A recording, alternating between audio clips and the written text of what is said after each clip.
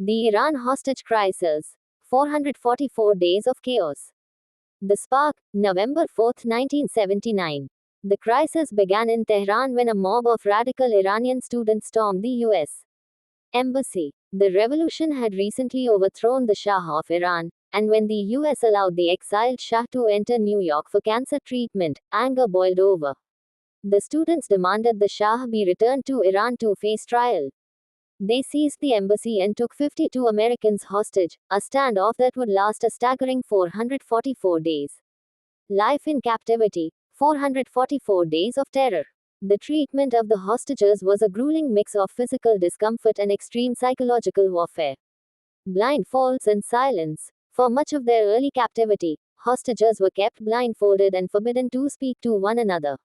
Mock executions. In one of the most terrifying tactics, captors would wake hostages in the middle of the night, line them up against a wall, and click empty chambers of guns behind their heads to make them believe they were about to be shot. Isolation. Many were kept in solitary confinement for months. They were often paraded in front of cameras to be used as political props, all while being cut off from any news of their families or the outside world. Failed rescue and political fallout. In April 1980, President Jimmy Carter authorized a secret rescue mission called Operation Eagle Claw. It ended in disaster in the Iranian desert when a dust storm caused a helicopter to crash into a transport plane, killing 8 U.S. servicemen. The failure deeply embarrassed the U.S. and effectively ended Carter's chances of re-election. The resolution. The Algiers Accords.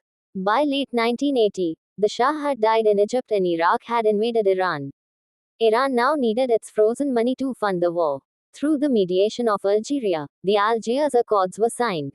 The key terms were unfreezing assets. The US agreed to release nearly $8 billion in frozen Iranian assets and gold.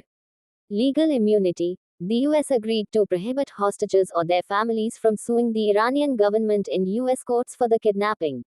Non-intervention. The US pledged not to intervene politically or militarily in Iran's internal affairs.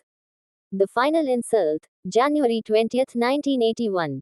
In a final act of defiance against President Carter, Iran waited until the exact moment Ronald Reagan was being sworn into office to release the hostages. As the plane cleared Iranian airspace, the 444-day ordeal finally ended. While the hostages returned home as heroes, the event permanently shattered diplomatic relations between the two nations, a rift that remains to this day. Is story K15 prompt lick do.